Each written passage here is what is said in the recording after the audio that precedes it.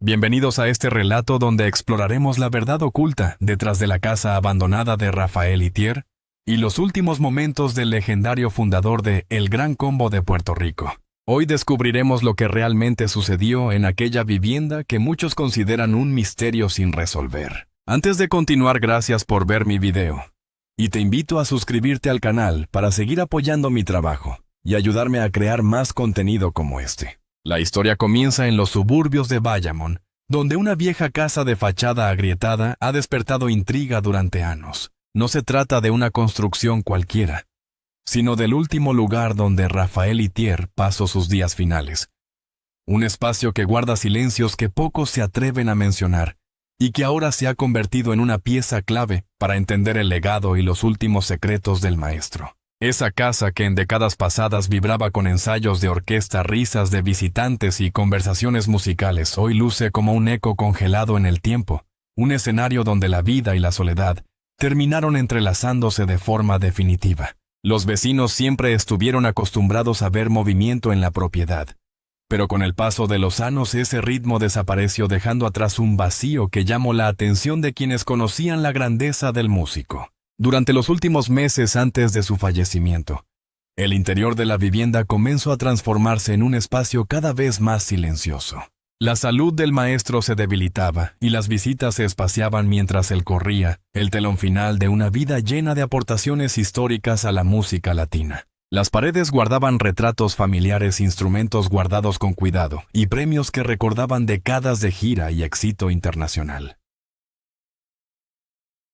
Sin embargo, lo que más sorprendía era la atmósfera de aislamiento, una sensación inevitable, que contrastaba con la energía y la fuerza que siempre. Sus vecinos cuentan que las luces de la casa comenzaron a encenderse solo en una o dos habitaciones, y que la actividad cotidiana se redujo al mínimo, como si la historia misma estuviera preparando el cierre de un capítulo irrepetible. Aún así, aquella casa nunca dejó de ser un refugio para el maestro.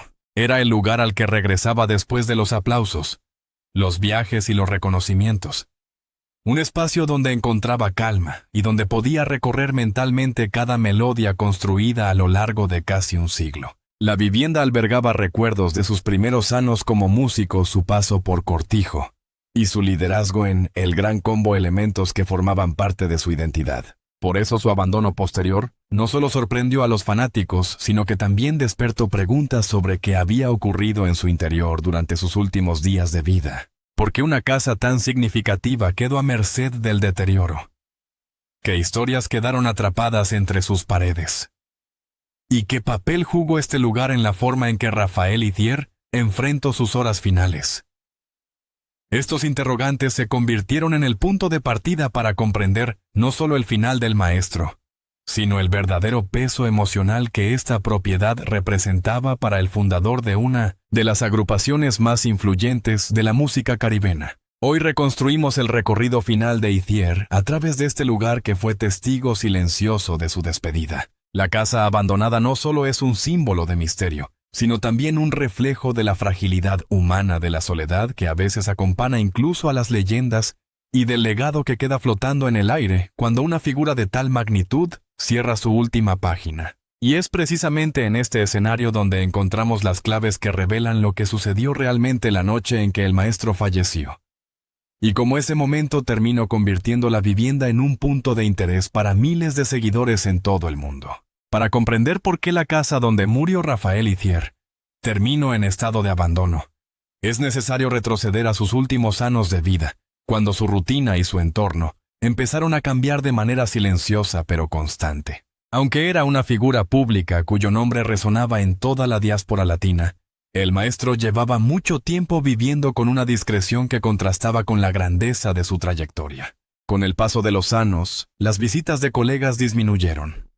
Los ensayos dejaron de escucharse y el hogar que alguna vez fue punto de reunión para músicos de varias generaciones comenzó a adoptar un aire de recogimiento que pocos lograron interpretar a tiempo. La transformación del lugar no fue producto de un solo acontecimiento, sino de una cadena de decisiones personales que el maestro tomó para resguardar su intimidad. Los vecinos recuerdan que la puerta principal pasaba más tiempo cerrada y que las cortinas permanecían corridas incluso en las horas de la tarde, un indicio de que Ithier prefería evitar el bullicio exterior mientras su salud experimentaba altos y bajos. No era un secreto que la edad podía estar pasando factura, pero la forma en que el fundador de El Gran Combo enfrentó este periodo fue profundamente reservada a un rasgo que lo acompañó desde sus primeros años como músico y que marcó la etapa final de su historia. En el interior de la casa la vida transcurría con una calma casi solemne. Aunque no se trataba de un hogar lujoso, sí contenía elementos con enorme valor emocional para el maestro, instrumentos guardados desde épocas de gira, grabaciones antiguas y fotografías que documentaban su paso por escenarios del Caribe, de Europa y de América Latina. Cada objeto evocaba un momento específico de su carrera, un logro compartido con sus compañeros de agrupación o un recuerdo de sus primeros pasos en la música. Con el tiempo, sin embargo, algunos rincones comenzaron a mostrar señales de desgaste. Una lámpara que dejó de funcionar, una habitación que quedó sin uso y muebles que no volvieron a moverse, generando la sensación de que la vivienda quedaba atrapada entre sus memorias y la realidad que se acercaba lentamente. Un elemento importante para entender el declive de la propiedad es la relación familiar que rodeaba los últimos años de vida de Ithier. Aunque contaba con familiares y seres cercanos, sus apariciones públicas fueron espaciándose y su círculo cotidiano se redujo considerablemente. Esto influyó en que la casa recibiera menos mantenimiento y en que algunas áreas quedaran prácticamente inactivas durante meses. A pesar de ello, el maestro permaneció firmemente arraigado al lugar, ya que representaba no solo su hogar, sino también el refugio donde podía conectar consigo mismo lejos de las presiones del mundo artístico. La propiedad también se vio afectada por la forma en que el maestro organizó su vida financiera y personal. Durante años mantuvo un control muy estricto sobre sus asuntos, evitando delegar decisiones y prefiriendo conservar la mayor parte de sus pertenencias en su hogar. Este estilo de vida, aunque le permitía mantener independencia, también lo expuso a periodos en los que la vivienda no recibía las reparaciones necesarias. Algunas grietas de la fachada comenzaron a hacerse visibles, y el jardín quedó sin cuidado, lo que reforzó la impresión de abandono que muchos notaron desde la calle. Aún así, lo más llamativo es que la casa jamás perdió su esencia como santuario creativo. Incluso en los tiempos en que Ithier aparecía menos en público, seguía dedicando parte de sus días a revisar partituras,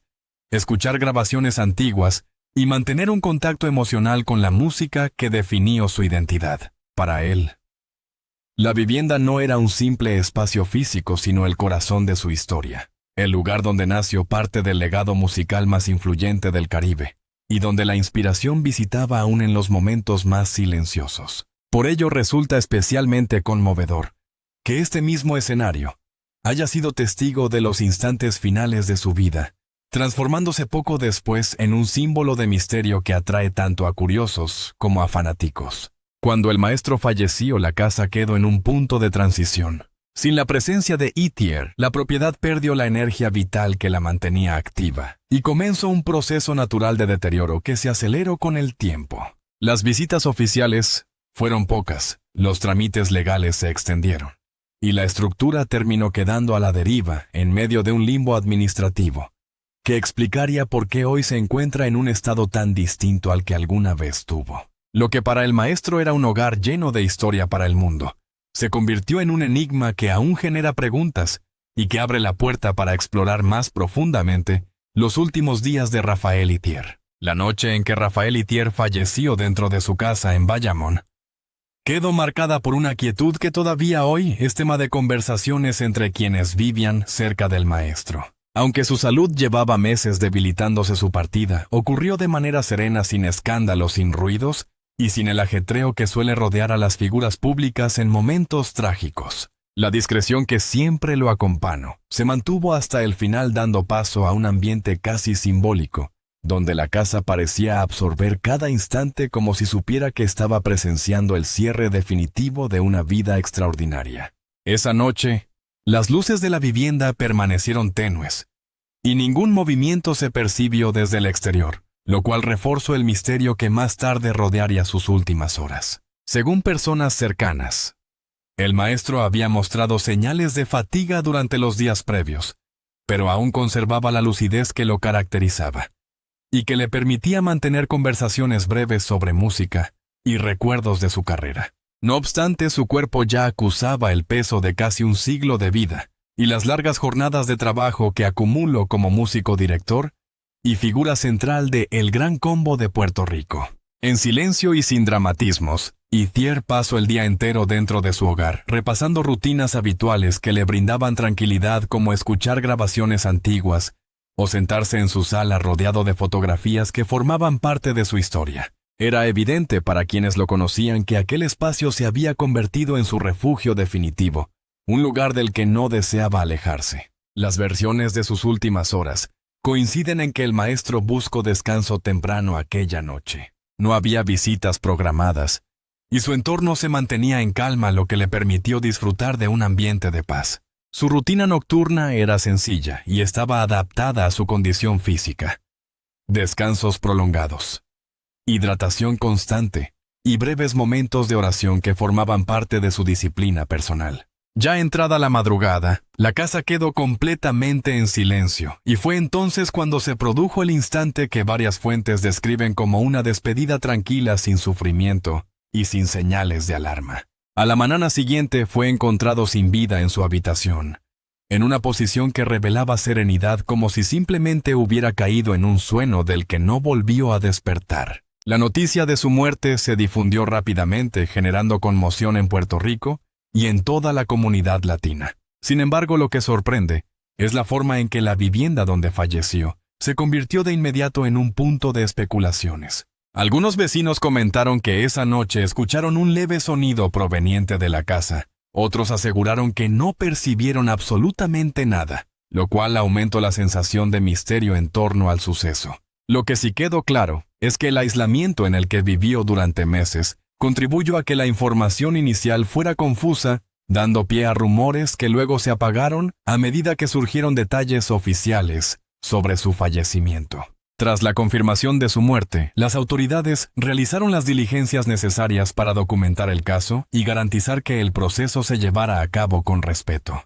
El dictamen señaló causas naturales asociadas a su avanzada edad, algo esperado para una figura que a sus 99 años había superado numerosos desafíos de salud. No hubo indicios de intervención externa ni situaciones irregulares dentro de la vivienda, lo que permitió descartar teorías que comenzaron a circular en redes sociales. Aún así, la idea de que un artista tan influyente haya pasado sus últimos momentos en soledad generó un impacto emocional que hizo que muchos fanáticos vieran la casa como un símbolo de nostalgia y de la fragilidad que puede acompañar incluso a las leyendas. Con el paso de los días, la propiedad quedó cerrada y se colocaron algunas restricciones para evitar el acceso no autorizado. Sin embargo, eso no impidió que curiosos se acercaran a observar la vivienda desde el exterior, intentando obtener alguna pista de lo ocurrido o simplemente rendir homenaje al maestro. La fachada deteriorada y la ausencia de movimiento dentro del hogar alimentaron historias que comenzaron a transmitirse de boca en boca, creando la percepción de que el lugar guardaba secretos. La casa pasó de ser un espacio privado a convertirse involuntariamente en un punto de interés público, un escenario en el que la realidad y la imaginación empezaron a entrelazarse. A medida que los medios de comunicación retomaron la noticia, surgieron preguntas sobre el futuro de la propiedad y sobre el valor emocional que representaba para la familia del maestro. Algunos periodistas destacaron que la casa no solo era el lugar donde murió Ithier, sino también un símbolo de su vida dedicada al arte, mientras que otros señalaron su deterioro como evidencia de un abandono progresivo que comenzó mucho antes de su fallecimiento. La combinación de estos elementos hizo que el hogar adquiriera un aura única, que inspiró nuevas investigaciones y reavivó el interés por conocer qué ocurrió realmente en su interior durante las horas finales del fundador de El Gran Combo. Con la muerte de Rafael Ithier confirmada y la casa convertida en un punto silencioso de atención, comenzaron a surgir interrogantes sobre el estado legal de la propiedad y las razones por las cuales terminó en un abandono tan visible. Lo primero que se supo fue que la vivienda formaba parte de un patrimonio personal manejado durante décadas por el propio maestro sin grandes modificaciones ni transferencias recientes. Esto provocó que tras su fallecimiento se iniciara un proceso administrativo más complejo de lo habitual, ya que la falta de movimientos recientes en los registros dificultó la transición inmediata a los herederos. Durante semanas, la propiedad quedó sin un responsable directo, lo que permitió que el deterioro avanzara de manera más rápida. A medida que abogados y familiares comenzaron a revisar documentos, surgieron detalles que explicaban parte de la situación. Ithier mantuvo siempre un estilo de vida organizado, pero muy independiente, por lo que varios asuntos personales estaban bajo su única administración. Entre esos asuntos se encontraba la casa de Bayamón, cuya estructura, aunque sólida, presentaba desgaste acumulado, que no había sido atendido en los últimos años debido a las limitaciones de movilidad y a la disminución de visitas. Los informes iniciales revelaron que la propiedad necesitaba reparaciones en techos, sistemas eléctricos y varias áreas internas que habían quedado sin uso durante largos periodos. Todo esto contribuyó a que la imagen exterior del hogar adquiriera un aspecto envejecido que llamaba la atención de quienes pasaban frente a la vivienda. Mientras el proceso legal avanzaba, los medios comenzaron a especular sobre el futuro de la casa. Algunos sostenían que podría convertirse en un museo dedicado a la vida y obra del maestro, una idea atractiva para los fanáticos y para la comunidad artística, debido al valor histórico del lugar. Sin embargo, otros afirmaban que el estado de deterioro era demasiado avanzado y que los costos de restauración superarían ampliamente las posibilidades reales de cualquier proyecto cultural. La familia se mantuvo en silencio ante estas teorías, lo cual alimentaba aún más la incertidumbre, y hacía que la vivienda continuara envuelta en un aura de misterio. Vecinos cercanos comentaron que en los primeros meses después del fallecimiento, varias personas se acercaban con curiosidad para observar la casa desde el portón, algunos incluso dejando flores en memoria del músico. Este gesto de respeto contrastaba con la apariencia abandonada del lugar, creando una escena conmovedora, donde la admiración de los seguidores se mezclaba con el silencio del hogar vacío. Con el paso del tiempo, estas visitas espontáneas disminuyeron, pero el recuerdo del maestro seguía presente, ya que muchos habitantes de la zona habían crecido escuchando su música y lo consideraban una figura esencial en la identidad cultural de Puerto Rico. Los registros de autoridades locales indican que se realizaron inspecciones puntuales para asegurar que la propiedad no representara riesgos estructurales para la comunidad. Aunque la casa no estaba en peligro de derrumbe, sí mostraba signos evidentes de falta de mantenimiento, que incluían filtraciones, humedad y deterioro en el jardín frontal. Estas observaciones reforzaron la idea de que la vivienda había sido ocupada casi exclusivamente por Ithier durante sus últimos años, y que sin su presencia no existía un plan inmediato para su preservación. La situación abrió un debate sobre la importancia de conservar espacios vinculados a figuras históricas, aun cuando dichos lugares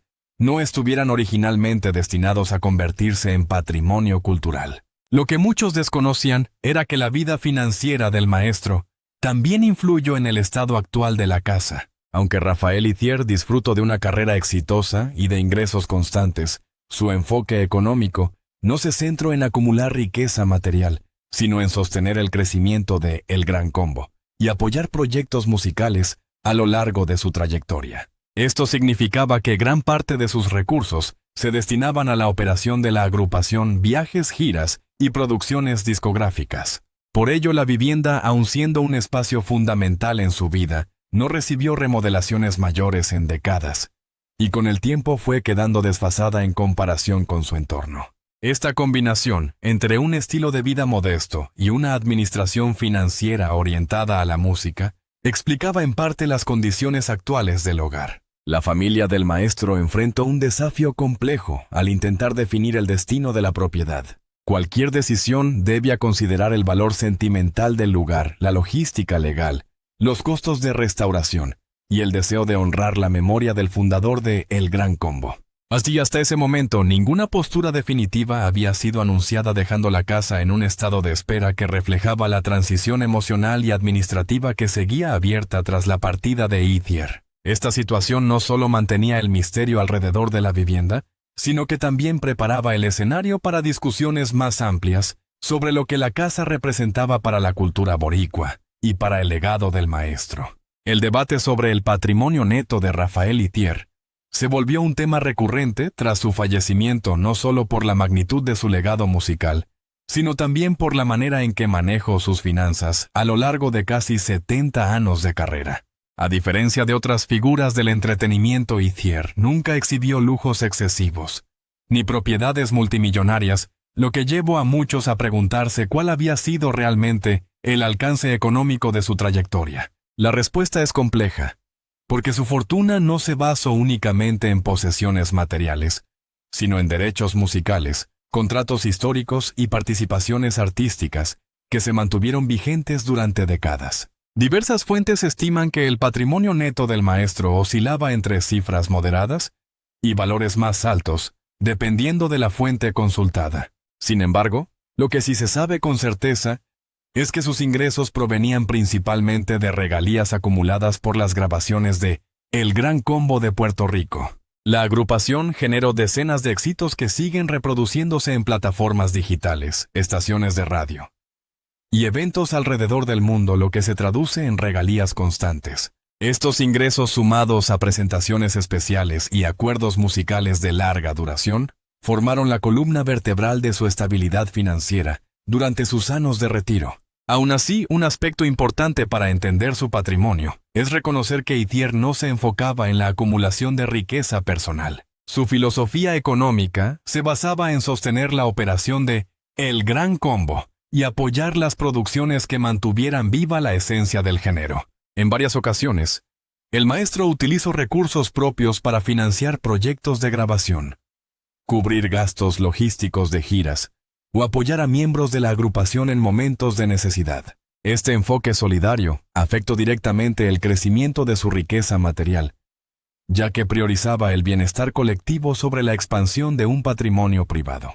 Además de las regalías, Ithier obtuvo ingresos derivados de apariciones especiales en televisión, colaboraciones musicales y derechos editoriales asociados a sus arreglos y composiciones. Aunque no era un compositor tan prolífico como otros miembros del género, sí contribuyó con piezas clave que se mantuvieron activas en repertorios internacionales. Estas obras generaron ganancias a lo largo de los años, aunque no constituyeron la mayor parte de su fortuna. También existían contratos de administración y acuerdos internos dentro de El Gran Combo, que aseguraban compensaciones económicas por su papel como director musical y figura principal. Un punto que suele sorprender al público es que el maestro no era propietario de múltiples bienes inmuebles. Su enfoque de vida era sobrio y doméstico, por lo que se limitó a conservar su casa en Bayamón y algunos bienes personales de valor emocional más que monetario. Instrumentos históricos, trajes icónicos de giras y reconocimientos internacionales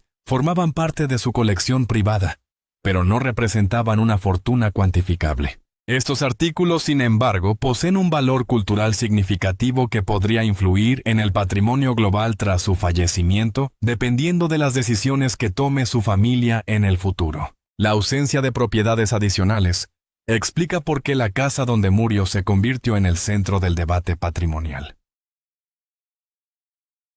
Al ser uno de los pocos bienes materiales importantes de su vida, muchos se preguntaron qué pasaría con ella y si su valor podría aumentar debido a su relevancia histórica. A pesar del deterioro visible, la vivienda posee un atractivo sentimental que podría traducirse en un valor económico mayor si fuera restaurada. No obstante, la falta de restauraciones previas y el estado actual del inmueble reducen su valor estructural, lo que plantea un desafío para cualquier proyecto futuro. En el ámbito financiero también se considera que la mayor parte del patrimonio de Ithier radica en su legado musical y en la propiedad intelectual asociada a las grabaciones del grupo. La presencia continua de El Gran Combo en escenarios internacionales y plataformas digitales garantiza que las regalías seguirán generando ingresos que eventualmente podrían beneficiar a sus herederos, según las disposiciones legales correspondientes. Esta fuente de riqueza intangible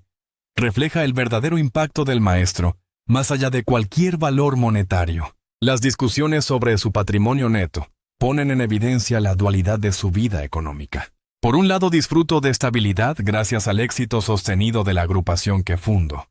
Por otro, opero siempre desde una filosofía austera y dedicada al arte más que a la acumulación patrimonial. Esta combinación hace que su fortuna sea difícil de medir, solo en términos económicos, ya que su verdadero valor se encuentra en la huella cultural que dejó en la música caribeña y en la influencia que sigue teniendo en nuevas generaciones de artistas. Así, el patrimonio de Rafael Itier, más que una cifra específica, representa un legado en constante flujo sostenido por la permanencia de su música en la memoria colectiva. Esto explica por qué su casa abandona hoy, más que un inmueble deteriorado, es vista por muchos como un símbolo tangible del paso del tiempo, de la grandeza del maestro y del profundo arraigo cultural que dejó en Puerto Rico y en el mundo. La casa abandonada de Rafael Itier se ha convertido en un punto de reflexión para todos aquellos que buscan comprender no solo el final de su vida, sino también el impacto profundo que dejó en la historia musical del Caribe. Aunque a simple vista pueda parecer una vivienda deteriorada y vacía, lo cierto es que sus paredes guardan la huella de un hombre que dedicó casi un siglo a perfeccionar un sonido que se convirtió en identidad para todo un pueblo. El contraste entre la grandeza de su legado y la fragilidad física de su último hogar invita a mirar con mayor detenimiento las capas simbólicas que rodean este lugar. No es solo el sitio donde murió, sino el escenario donde se cierra un ciclo vital marcado por la disciplina, el sacrificio y una pasión inquebrantable por la música. Tras su fallecimiento, la casa quedó atrapada en un espacio ambiguo, un punto intermedio entre la memoria y el olvido. Mientras la estructura se deteriora lentamente, su historia se fortalece cada vez más, porque el interés por entender los últimos días del maestro no ha disminuido. Para muchos seguidores, visitar el exterior de la vivienda es una forma de acercarse a Itier desde un ángulo más humano, uno que rara vez aparece en los escenarios o en los relatos oficiales. Ese acercamiento emocional ha hecho que la casa se convierta en un símbolo de intimidad, un recordatorio de que incluso las leyendas transitan por los mismos espacios cotidianos que cualquier persona, mientras enfrentan sus propias batallas y debilidades. Dentro del mundo artístico, la conversación sobre la preservación del inmueble sigue abierta. Algunos consideran que debería ser restaurado para rendir homenaje a la figura que transformó la música popular de Puerto Rico y llevó el ritmo caribeño a rincones que pocos imaginaban. Otros creen que el deterioro ya forma parte inseparable de su narrativa y que intervenir el espacio significaría borrar una parte esencial de lo que representa hoy. Sea cual sea el rumbo que tome la propiedad, su relevancia cultural ya está asegurada porque la casa se ha integrado al imaginario colectivo, como un testimonio silencioso de los últimos capítulos de una vida excepcional. Las reflexiones sobre el legado del maestro. Itier no fue simplemente un director musical, sino el arquitecto de un sonido que unió generaciones. Su dedicación a El Gran Combo, su rigor profesional y su capacidad para mantener vigente una agrupación durante décadas hablan de un nivel de compromiso que pocos artistas logran alcanzar. Incluso durante sus últimos años, cuando su salud se debilitaba, el maestro se mantuvo conectado emocionalmente a la música, revisando grabaciones y recordando los momentos clave de su carrera. Esa conexión fue tan profunda que muchos consideran que su espíritu sigue presente en cada melodía que la agrupación interpreta. El abandono visible de la casa también plantea una reflexión más amplia sobre la memoria cultural y la forma en que las sociedades gestionan el legado de sus figuras históricas. La vivienda pudo haberse convertido inmediatamente en un espacio protegido, pero los procesos legales, la falta de planes previos y la complejidad emocional de su familia hicieron que el lugar entrara en un estado de pausa. Esa pausa, sin embargo, no ha reducido su relevancia, sino que ha permitido observarla desde un prisma más realista, en el que la historia se mezcla con el paso del tiempo y con la vulnerabilidad de los espacios que quedan sin custodio. Para muchos, esta etapa representa una oportunidad de valorar la importancia de preservar lugares que forman parte de la identidad cultural de Puerto Rico. Más allá de la casa abandonada y de las cifras asociadas a su patrimonio, la historia de Rafael Itier deja una pregunta profunda que resuena mucho después de terminar el relato que queda realmente cuando una leyenda se va. En su caso no fueron mansiones ni riquezas desbordantes las que definieron su paso por el mundo, sino una vida construida sobre la constancia, la disciplina y una lealtad inquebrantable a la música. La casa de Bayamón, hoy deteriorada, se convierte entonces en una metáfora poderosa de esa filosofía. No fue un palacio ni un símbolo de ostentación, sino un espacio sencillo donde el maestro eligió vivir y también despedirse del mundo. Para muchos seguidores, resulta impactante pensar que una figura tan influyente haya pasado sus últimos días lejos del ruido mediático, en un entorno marcado por el silencio. Sin embargo, ese silencio parece coherente con la manera en que Ithier concibió su existencia. Durante décadas, habló a través de la música, y no a través del escándalo.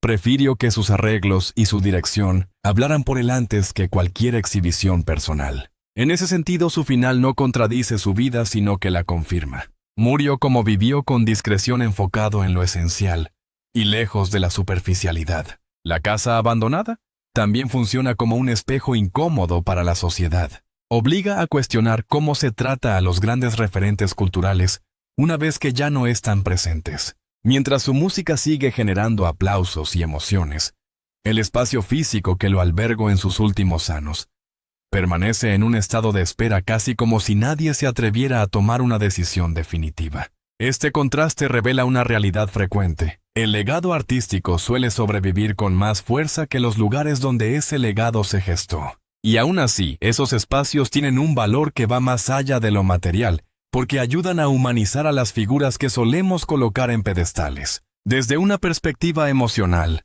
la imagen de la casa abandonada despierta empatía, no solo por Ithier, sino por todos aquellos artistas que dedicaron su vida a enriquecer la cultura colectiva sin priorizar su propio bienestar material. Su historia invita a reflexionar sobre el verdadero significado del éxito y sobre el costo personal que muchas veces conlleva sostener una carrera tan extensa.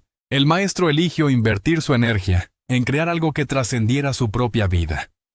Y ese sacrificio se manifiesta incluso en la forma en que hoy se recuerda su patrimonio. El futuro de la vivienda sigue siendo incierto, pero su simbolismo ya está definido. No importa si algún día se restaura, se convierte en museo, o finalmente desaparece con el paso del tiempo. Su importancia no radica únicamente en su destino físico, sino en la historia que representa. Es el último escenario de un hombre que cambió el rumbo de la música popular caribeña y que dejó una huella imposible de borrar. Mientras existan personas que sigan escuchando El Gran Combo, la esencia de Raphael Ithier seguirá viva independientemente del estado de esa casa. Este cierre no busca romantizar el abandono, sino comprenderlo dentro de un contexto humano. La grandeza de Ithier no se mide por la condición de su hogar, sino por la permanencia de su obra. Su música sigue sonando en fiestas, en reuniones familiares y en escenarios internacionales, recordando que el verdadero patrimonio de un artista está en lo que logra transmitir y no en lo que logra acumular. La casa de Bayamón es solo el último capítulo visible de una historia mucho más amplia. Una historia que continúa escribiéndose cada vez que una de sus melodías vuelve a sonar. Así, la imagen final que queda no es la de una vivienda deteriorada, sino la de un legado intacto.